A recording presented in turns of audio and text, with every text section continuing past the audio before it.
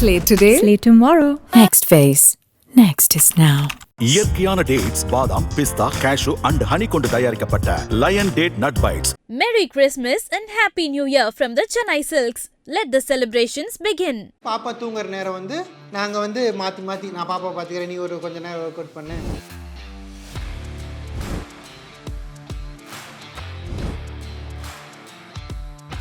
என்ன பிரச்சனைனா ப்ரெக்னன்சியில் work out பண்ணணும்னு நினைக்கிறாங்க. ஆனால் ப்ராசஸ் ப்ரெக்னன்சிக்கு முன்னாடிலேருந்து ஆரம்பிக்குது. டு பி ஹானஸ்ட் ப்ரெக்னன்சி அப்போ ஒர்க் அவுட்டே பண்ணாமல் இருக்கிறதுக்கு ஒர்க் அவுட் பண்ணுறது சூப்பர். ஆனால் எது ஐடியல்னு கேட்டிங்கன்னா அண்டு அது ப்ரெக்னன்சி அப்போ ஓவர் வெயிட் ஆகாமல் இருக்கிறது, ப்ரெக்னன்சி அப்போ இந்த சுகர் ப்ரெக்னன்சினால் டயபெட்டிஸ் வரும், அதெல்லாம் வராமல் இருக்குது. முக்கியமாக அந்த பெயின்லாம் வரும்னு சொல்லுவாங்கள்ல, லைக் பெயின், முதுகு பெயின்லாம் நம்ம ஒர்க் அவுட்லாம் அடிக்கடி பண்ணிட்டு இருந்தோம்னா வராது. லேபருக்கு முந்தின நாள் வரைக்கும் she was very comfortable only because of strength training, nutrition எல்லாமே ஆன் பாயிண்டில் இருந்தனால. என்னை பொறுத்த வரைக்கும் woman should focus on getting strong. அந்த ப்ராசஸில் கொஞ்சம் கொஞ்சமாக டெபிசிட்டில் போனாங்கன்னா அவங்களோட ஓவரால் பாடி ஃபேட் பர்சன்டேஜ் குறையும் போது அவங்க ஆசைப்பட்ட மாதிரி எனக்கு டெலிவரி ஆனதுக்கு அப்புறமேட்டுக்கா தீட்டுன்னு சொல்லுவாங்கன்னு நினைக்கிறேன். அது எதுக்கு சொல்கிறாங்கன்னு தெரியல. அந்த டைமில் நம்மளை டச் பண்ணால் அவங்க போய் குளிக்கிறது இந்த மாதிரி சொன்னோன்னே எனக்கு அழுகிறேன். எனக்கு ஷுகர் கூட தெரியாது, நான் ரொம்ப அழுதேன் அப்போல்லாம். நாங்கள் தான் வந்துட்டுமே, நாங்கள் தனியாக யாருமே வேணான்னு அதனால வீட்டுக்குமே யார் மோஸ்ட்டாக அந்த ஃபஸ்ட்டெல்லாம் வரல. எல்லோரும் என்ன சொல்லுவாங்கன்னா பொண்ணுங்க மேலேயே பழி போடுவாங்க. இப்போ பொண்ணு அம்மானால தான் குழந்தை சரியாக பிறக்கல. ஸோ நீங்கள் போஸ்ட்மார்ட்டம் பற்றி சொல்லிட்டு இருந்தீங்க. பிகாஸ் உங்களுக்கு அதில் ஐடியாவே இல்லை. போஸ்ட்மார்ட்டம் நிறைய பேர் சொல்லுவாங்க அது ரொம்ப கஷ்டமாக இருக்கும், இல்லைனா தட் லிட்ரலி நம்மளை இன்னொரு பர்சனாகவே மாற்றிடும், அந்தளவுக்கு ஒரு ஸ்ட்ரகிள் இருக்கணும். What were the struggles you face? First நமக்கு எனக்கு டெலிவரி ஆனதுக்கு அப்புறமேட்டுக்கா தீட்டுன்னு சொல்லுவாங்கன்னு நினைக்கிறேன். அது எதுக்கு சொல்கிறாங்கன்னு தெரியல. அந்த டைமில் நம்மளை டச் பண்ணால் அவங்க போய் குளிக்கிறது, வீட்டுக்கு வர, அதெல்லாம் ரொம்ப ஹர்ட் ஆச்சு எனக்கு. நீங்கள் சாமி ஃபுல்லாக பக்தியாக இருக்குன்னா ஓகே தான், பட் என்னை டச் பண்ணால் அவங்க போய் குளிக்கணும், வீட்டுக்கு வர மாட்டாங்க, வீட்டுக்கு சாப்பிட மாட்டாங்க, அந்த மாதிரிலாம் எனக்கு ரொம்ப ஹர்ட் ஆச்சு. அதெல்லாம் நானே கஷ்டப்பட்டு குழந்தை பெற்று நார்மலாக வரேன். அந்த டைமில் இந்த மாதிரி சொன்னோன்னே எனக்கு அழுகிறேன். எனக்கு ஷுகர் கூட தெரியாது, நான் ரொம்ப அழுதேன் அப்போல்லாம் அந்த டைம்லலாம். ஸோ நான் தான் கடவுளே, நான் ஒரு குழந்தையே பெற்று எடுத்துகிட்டு வந்துருக்கேன், நீங்கள் தான் என்னை 10 கும்பிடணும், ஆனால் அந்த டைமில் டச் பண்ணக்கூடாது அப்படின்னு சொல்லதான் எனக்கு ரொம்ப ஹர்ட் ஆச்சு. ரொம்ப மனசே கடவுள் கூட நம்மளை இவ்வளோ ஒதுக்கி வைக்க மாட்டாங்க, ஆனால் அந்த டைமில் அப்படி ஒதுக்கி வச்சாங்க. எனக்கு தெரிஞ்சு நம்ம ஆல்ரெடி அதில் மென்டலாக நம்ம ஒரு கோ த்ரூ பண்ணுவோம். இதில் எக்ஸ்ட்ராவாக இவங்க ஒன்று போடுறப்போ அது ரொம்ப ஸ்ட்ரகிளாக இருக்கும். நம்ம எதை பார்க்குறதுனே தெரியாதுல்ல. அண்ட் அட் தட் டைம் நீங்கள் அது உங்களுக்குமே சேர்ந்து கஷ்டமாக இருக்கும். அதான் நாங்கள் தான் வந்துட்டுமே, நாங்கள் தனியாக யாருமே வேணான்னு அதனால வீட்டுக்குமே யார் மோஸ்ட்டாக அந்த ஃபஸ்ட்டெல்லாம் வரல, ஒரு 10 டேஸில் வர மாட்டாங்க. கேட்டால் தீட்டு அந்த மாதிரி சொல்லுவாங்க. அது ரொம்ப எங்கள் ஃபேமிலியிலலாம் ரொம்ப பண்ணாங்க. ஐ திங்க் எனக்கு அது நியூன்னு நினைக்கிறேன். ஆமாம், எனக்கே தெரியாது, இதை பற்றி எதுவுமே தெரியாது. அதுக்கப்புறம் தான் எனக்கு என்னடா இப்படிலாம் பண்ணுறாங்க, நம்மளே கஷ்டப்பட்டோம், அதெல்லாம் ரொம்ப கஷ்டம். அந்த டெலிவரி டைம்லாம் ஐயோ இது என்னடா உலகம் அப்படின்னு இருந்துச்சு. அதுக்கப்புறம் அதுலேருந்து வெளியே வீட்டுக்கு போகலான்னா வீட்டில் இந்த மாதிரி ரொம்ப கஷ்டமாக இருந்துச்சு. நினச்சி கோதம்பரத்தில் பண்ணுறாங்க, மந்தநாயக்கு இப்படியில் பண்ணுறாங்கன்னா கூட ஓரளவுக்கு புரிஞ்சுக்க முடியுது. இங்கே சென்னையில் இதெல்லாம் பார்க்குறாங்க அப்படிங்கிறது தான் பெரிய ஷாக்கு, கல்ச்சுரல் ஷாக். ஆமாம், உண்மையாக தான் அது ரொம்ப கஷ்டமாக இருந்துச்சு. அது எனக்கே கேட்குறப்போ இப்படி ஒரு விஷயம் இருக்கானே நான் இப்போ தான் ஃபர்ஸ்ட் டைம் கேள்விப்படுறேன். அண்ட் போஸ்ட் ப்ரெக்னென்சி இருக்கட்டும், லேபர் ரொம்ப கஷ்டம். நார்மல் டெலிவரி இஸ் வெரி ரொம்ப பெரிய ஸ்ட்ரகிள், அது அவ்வளோ பெரிய பெயின். ஆனால் ஏதோ ஒரு விதத்தில் உங்களோட எக்ஸசைஸாக இருக்கட்டும், நீங்கள் அவங்களுக்கு கொடுக்குற ஒர்க் அவுட்ஸாக இருக்கட்டும், ஒரு விதத்தில் ஹெல்ப் பண்ணியிருக்கோம். What were those exercise? ஒரு ப்ரெக்னென்ட் விமன் இந்த மந்தில் இந்த எக்ஸசைஸ் பண்ணால் அவங்களோட டெலிவரியில் கொஞ்சம் ஹெல்ப்ஃபுல்லாக இருக்கும் அப்படிங்கிறது. ஸோ அதான் இப்போ என்ன பிரச்சனைனா எல்லோரும் இப்போ ப்ரெக்னன்சியில் ஒர்க் அவுட் பண்ணணும்னு நினைக்கிறாங்க. ஆனால் ப்ராசஸ் ப்ரெக்னன்சிக்கு முன்னாடிலேருந்து ஆரம்பிக்குது. ஸோ இப்போ ஒரு பொண்ணு ப்ரெக்னன்சிக்கு முன்னாடி ஃபிட்டாக இருக்கா அப்படின்னா அவள் ப்ரெக்னன்சி அப்பவும் ரொம்ப நல்லா இருப்பாள், போஸ்ட் ப்ரெக்னன்சி ரெக்கவரியும் ஃபாஸ்ட்டாக இருக்கும். ஸோ எல்லாம் என்ன நினச்சிக்கிறாங்கன்னா ஒரு டாஸ்க் ப்ரெக்னென்ட் ஆனதுக்கப்புறம் ப்ரெக்னென்சி ஒர்க் அவுட்னு சொல்லி இருக்குது, அது பண்ணுறதுனால வந்து நார்மல் டெலிவரி ஆயிடுதுன்னு. டு பி ஹானஸ்ட் வந்து ப்ரெக்னென்சி அப்போ ஒர்க் அவுட்டே பண்ணாமல் இருக்கிறதுக்கு ஒர்க் அவுட் பண்ணுறது சூப்பர். ஆனால் வந்து எது ஐடியல்னு கேட்டிங்கன்னா, ஒரு பொண்ணு ப்ரெக்னென்சிக்கு முன்னாடி இருந்தே வந்து பொண்ணாக இருக்கட்டும், ஹஸ்பண்ட் அண்ட் ஒய்ஃப் 2 பேருமே ஃபிட்டாக இருந்தாங்கன்னா அவங்க ப்ரெக்னென்சியும் நல்லாயிருக்கும், அவங்க பாப்பாவும் நல்லாயிருக்கும். உதாரணத்துக்கு வந்து என்ன சொல்லுவாங்கன்னா, ஜென்ரலாக மென்னுக்கு எல்லோரும் என்ன சொல்லுவாங்கன்னா, பொண்ணுங்க மேலேயே பழி போடுவாங்க. இப்போ பொண்ணு வந்து அம்மானால தான் குழந்தை சரியாக பிறக்கல, இல்லை பொம்பளை போல பிறந்ததுக்கு அம்மா தான் காரணம் அப்படிம்பாங்க.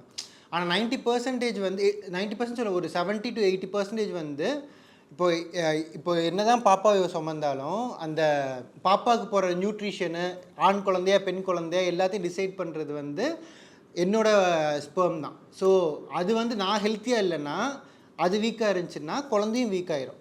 ஸோ பொண்ணு மட்டும் இல்லை, போத் ஹஸ்பண்ட் அண்ட் ஒய்ஃப் 2 பேருமே வந்து ப்ரெக்னென்சிக்கு முன்னாடி இருந்தே, இப்போ நான் கல்யாணம் ஆயிடுச்சு, அட்லீஸ்ட் கல்யாணத்துக்கு முன்னாடி வரைக்கும் கூட நாங்கள் ஃபிட்டாக இல்லைன்னா, கல்யாணமான கப்பல் அதுக்கப்புறம்னாச்சு ப்ரெக்னென்சி பிளான் பண்ணுறதுக்கு முன்னாடியே நம்ம 2 பேரும் வந்து ஓரளவுக்கு ஐடியல் ஷேப்புக்கு வரணும், ஃபிட்டாக இருக்கணும்னு சொல்லி ப்ரெக்னென்சிக்கு முன்னாடி ஃபிட்னஸை ப்ரையாரிட்டைஸ் பண்ணிவிட்டு 2 பேரும் ஓரளவுக்கு நல்லா ஃபிட்டானதுக்கப்புறம் ப்ரெக்னென்சிக்குள்ளே போனாங்கன்னா, அஸ் அ கப்புலாக 2 பேரும் அந்த ப்ரெக்னென்சி பீரியடும் சரி, ப்ரெக்னென்சிக்கு அப்புறம் 2 பேருமே ரெக்கவர் ஆகணும் அந்த ப்ரெக்னென்சிலேருந்து, அந்த ரெக்கவரியும் நல்லாயிருக்கும். ஸோ வந்து உங்கள் கொஸ்டினுக்கு வந்து ஷார்ட்டாக ஆன்சர் பண்ணோன்னா, ப்ரெக்னென்சியில் வந்து ஒர்க் அவுட் பண்ணாமல் அதுக்கு முன்னாடியே போத் ஹஸ்பண்ட் அண்ட் ஒய்ஃப் வந்து ஒர்க் அவுட் பண்ணி ஃபிட்டாக இருந்தாங்கன்னா எல்லாமே ஸ்மூத்தாக இருக்கும்.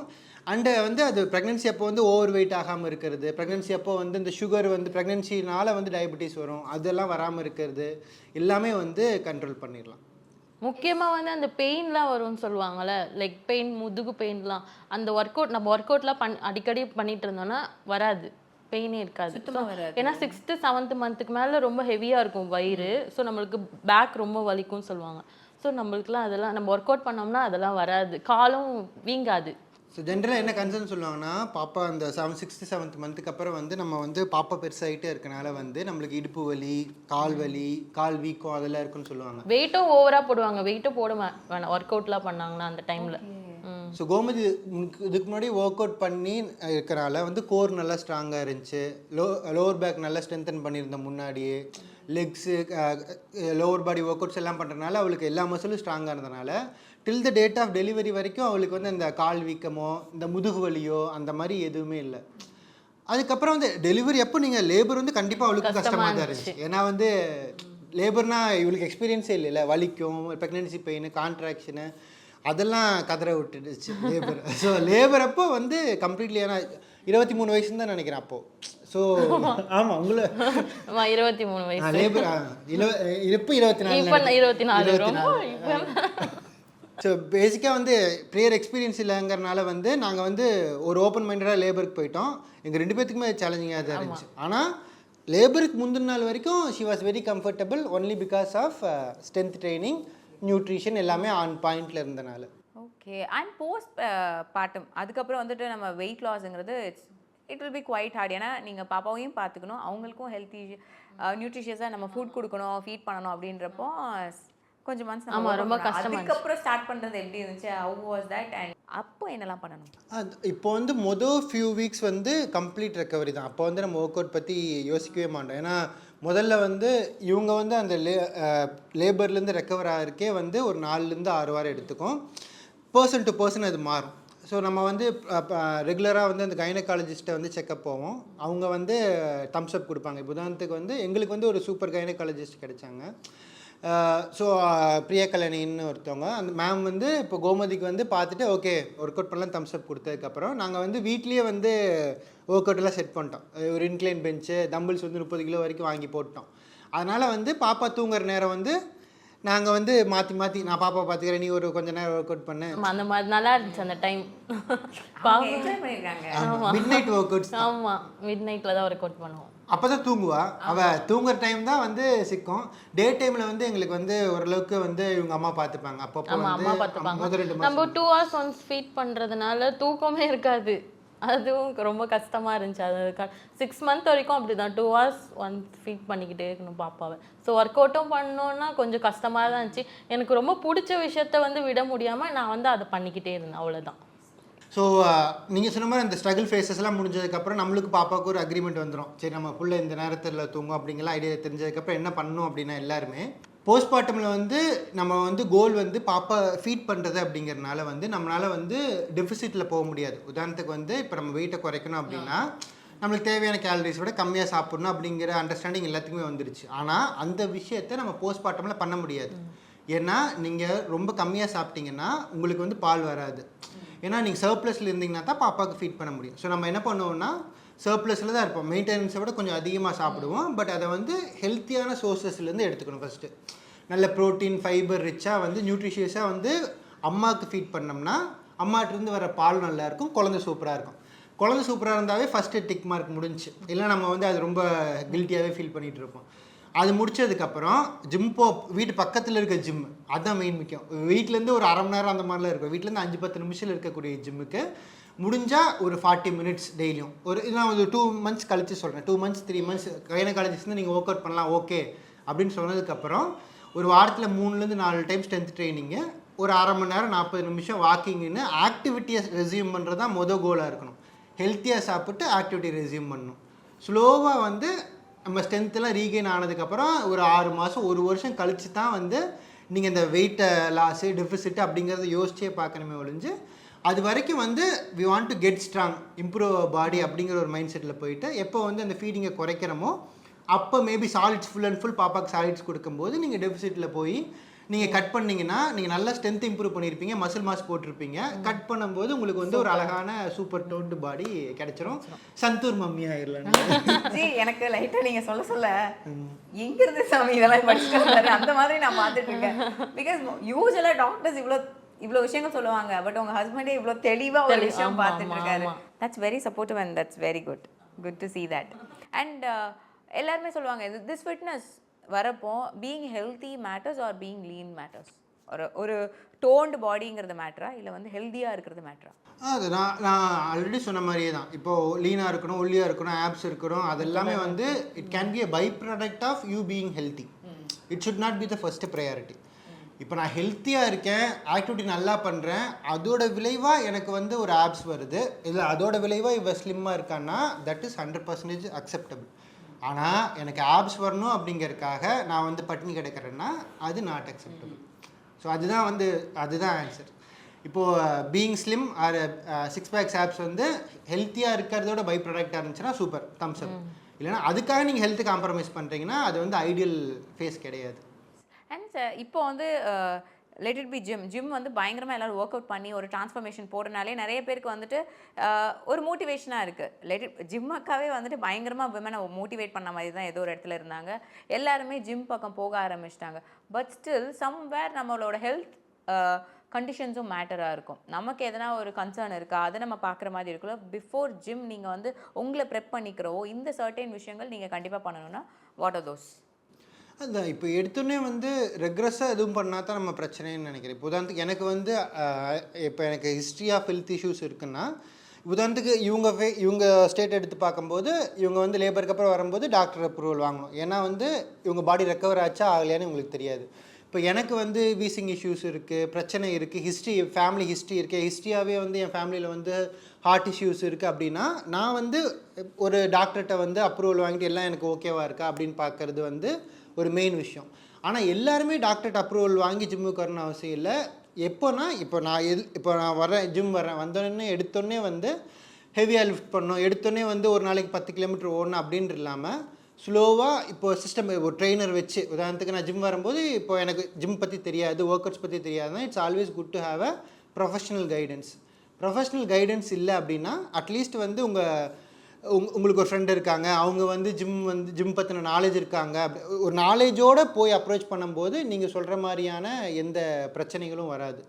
நாலேஜ் இல்லாமல் ஸ்ட்ரைட்டாக வந்து எடுத்தவங்க கம்த்தோன்னு பண்ணோம்னா பிரச்சனை வரும். அண்டு ஈகோக்காக பண்ணோம்னாலும் வந்து பிரச்சனை வரும். ஓகே. அண்ட் தென் விமனுக்கு வந்து பெரிய கன்சர்னாக இருக்கிறது இந்த பெல்லி ஃபேட் தான். ஐதர் அவங்களுக்கு வந்துட்டு ஒன்று கை மட்டும் ரெடியூஸ் பண்ணணும், இல்லைனா கால் பெருசாக இருக்குது அதனால எனக்கு கால் மட்டும் தைஸ் மட்டும் ரெடியூஸ் பண்ணணும், எனக்கு பெல்லி ஃபேட் மட்டும் குறைக்கணும்னு நினைப்பாங்களே. Is there any shortcut for that? அந்த மாதிரி அதான் இப்போ டு பி ஹானஸ்ட் வந்து ஸ்பாட் ரிடக்ஷன் பாசிபிள் இல்லை. அவங்க வந்து இப்போ வந்து எனக்கு ஓவரால் பாடி ஃபேட் பர்சன்டேஜ் குறையும் போது வந்து அவங்களோட ஃபேட் இப்போ நீங்கள் கையோ காலோ அங்கே இருக்க ஃபேட்டும் குறைய போகுது. ஸோ அதனால தான் வந்து இப்போது woman perspective should not be என்னை பொறுத்த வரைக்கும் கேட்டால் பொண்ணுங்க யாரும் வந்து எனக்கு வந்து இந்த இடத்துல மட்டும் ஃபேட் குறைக்கணும், அந்த இடத்துல மட்டும் ஃபேட் குறைக்கணுங்கிறது இதே வந்து சொசைட்டி பெர்ஸ்பெக்டிவ்னால தான் அவங்க அப்படி எதிர்பார்க்குறாங்கன்னு நினைக்கிறேன். என்னை பொறுத்த வரைக்கும் woman should focus on getting strong. அந்த ப்ராசஸில் வந்து அவங்க வந்து fat loss after getting strong வந்து அவங்க வந்து கொஞ்சம் கொஞ்சமாக டெபிசிட்டில் போனாங்கன்னா அவங்களோட ஓவரால் பாடி ஃபேட் பர்சன்டேஜ் குறையும் போது நீங்கள் அவங்க ஆசைப்பட்ட மாதிரி வந்து அவங்க ஸ்டோர் பண்ணியிருக்க எக்ஸ்ட்ரா ஃபேட் எல்லா இடத்துலேருந்துமே லூஸ் ஆகும். ஸ்பெசிஃபிக்காக வந்து எனக்கு லோவர் பாடி நல்லா இருக்கணும்னா அது ஃபோக்கஸ்டான வந்து ஒர்க் அவுட்ஸ் வந்து நல்லா பண்ணும்போது நல்லா டோன்டான உங்களுக்கு லோவர் பாடி, மஸ்குலரான லோவர் பாடி ஒவ்வொருத்தவங்க பர்சனல் கோல்ஸ் படி கிடைக்கும். இப்போ உதாரணத்துக்கு இவளுக்கு லெக்ஸ் வந்து நல்லா இருக்குன்னு ஆசைப்பட்றானே இவன் நல்லா ஹெவியாக லோவர் பாடி ஒர்க் அவுட்ஸ் பண்ணுவாள். லோவர் பாடியில் மசில் நல்லா பில்ட் பண்ணுவாள். எப்போ இவள் கட்டுக்கு போகும்போது டெபிசிட்டுக்கு போகும்போது வந்து லோவர் பாடி இருக்க ஃபேட்லாம் லூஸ் ஆகும்போது அந்த லோவர் பாடி நல்லா அவளுக்கு டோண்டாக தெரியும். எனக்கு ஒன்ற மாதிரி தான்ப்பா, ஜாலியாக வீடியோ போட்டு லட்சமாக சம்பாதிக்கணும், நீங்களாம் வேலைக்கே போக மாட்டீங்களா? இதெல்லாம் தான் வந்து வர்ற வந்து நெகட்டிவ் கமெண்ட். ஆன்சர் சொல்லணும்னா நான் ஒரு 5 வருஷத்துக்கு முன்னாடி வந்து இந்த கண்டென்ட் க்ரியேஷன் 5-6 வருஷத்துக்கு முன்னாடி வர்றதுக்கு முன்னாடி பார்க்கும்போது கிரியேட்டர்ஸ் பார்க்கும்போது எனக்கு என்ன தோணுன்னா, சரி சம வாழ்க்கையில் உங்களுக்கு வீடியோ போட்டால் போதும், பிராண்டு இந்த வே ப்ரோட்டீன்லாம் ஃப்ரீயாக கொடுத்துட்றாங்க, காசு வந்துடுது, நல்ல வாழ்க்கைன்னு இருக்கும். ஆனால் வந்து ஸோ ஈவன் மேரேஜாகவே இருக்கட்டும். இப்போ வந்து உதாரணத்துக்கு வந்து இப்போ நான் வந்து ஒரு கார்பரேட்டில் ஒர்க் பண்ணுறேன் அப்படின்னா வந்து சொல்கிறேன்னா எனக்கு மாதம் 5ஆம் தேதி 1ஆம் தேதி சேலரி வந்துடும். இல்லை கவர்மெண்ட் எம்ப்ளாயினாலும் ஃபிக்ஸடு ரெவன்யூ. நான் வந்து இப்போ வந்து நாங்கள் காட்ஸ் கிரேஸ் நல்லா இருக்கோம். ஆனால் வந்து முதல்ல லவ் பண்ணுற ஸ்டேஜில் நான் வந்து அவ்வளோ ஹெவியெல்லாம் ஏர்ன் பண்ணல, ரொம்ப ஒரு பேசிக்கான இன்கம் தான்.